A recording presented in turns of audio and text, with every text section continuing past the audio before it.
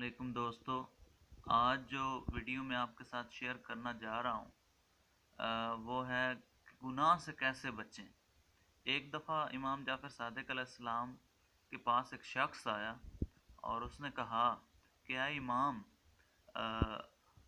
ये ऐसी क्या वजह है कि आपसे तो गुनाह सरज़द नहीं होते और हमसे गुनाह जो है वो सरज़द हो जाते हैं।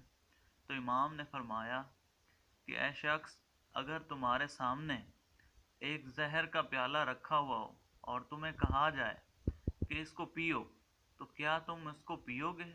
तो शख्स ने कहा कि कतन नहीं। तो इमाम ने फरमाया कि इसी तरह हमें इस हकीकत का पता चल चुका है कि गुनाह कितने जो हमारे लिए ही नुकसानदेह हैं। जिस तरह तुम्हें इस बात का यकीन है कि जहर जो है वो तुम्हें ख़त्म कर देगी, तुम्हें मार देगी, तुम्हारे लिए बहुत नुकसानदेह है, तो तब तुम कभी भी जहर को नहीं पियोगे। इसी तरह अगर गुनाह का भी तुम्हें पता चल जाए कि कितना तुम्हारे लिए नुकसानदेह है, तो तुम कभी भी इसको सरजद ना करो। असल में हमारे गुनाह करने की वजह एक ये है कि हमारा यकीन जो है वो पुख्ता नहीं है, कामिल नहीं है, यकीन की कमज़ोरी है। और हम सब इंसान हैं, ख़ताकार हैं, हम सब से गुनाह हो जाते हैं। लेकिन गुनाह करना जो है वो तो है ही है गुनाह, लेकिन गुनाह को गुनाह ना समझना ये उससे भी बड़ा गुनाह है। तो आज मैं कुछ चंद पॉइंट्स आपको बताऊंगा कि आप गुनाहों से कैसे बच सकते हैं। तो फर्स्ट ऑफ ऑल जो है वो हज़रत अली से ये हदीस रिवायत है कि आपने फरमाया कि मैंने आप सल्लल्लाहु अलैहि वसल्लम से सुना कि जो शख्स सुबह फजर की नमाज के बाद 11 दफ़ा कुल शरीफ पढ़ेगा, यानी कुल वल्लाहु अहद, ये 11 दफ़ा पढ़ेगा तो वो पूरा दिन जो है वो गुनाहों से बचा रहेगा। और ये मेरा अपना एक्सपीरियंस भी है। ये आप करके देखें, इंशाल्लाह आप गुनाहों से बचे रहेंगे।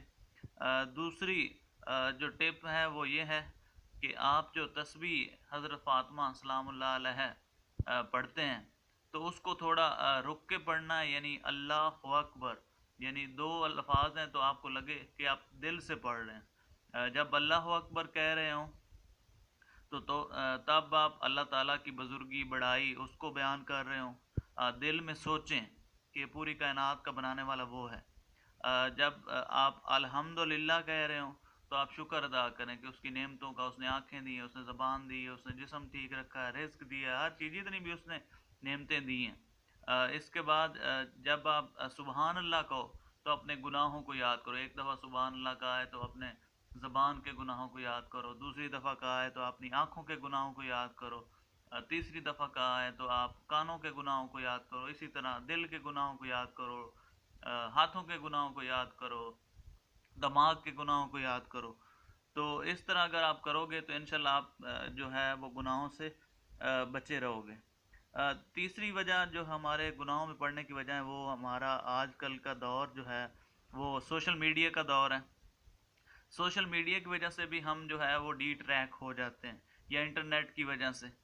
तो ऐसे जो भी फ्रेंड्स हैं आपके जिनकी पोस्ट वगैरह की वजह से या जिनके कुछ चीज़ें शेयर करने की वजह से आप जो है वो गुमराही की तरफ चले जाते हो, तो उनको अनफ्रेंड कर दो, उनकी पोस्ट देखना छोड़ दो।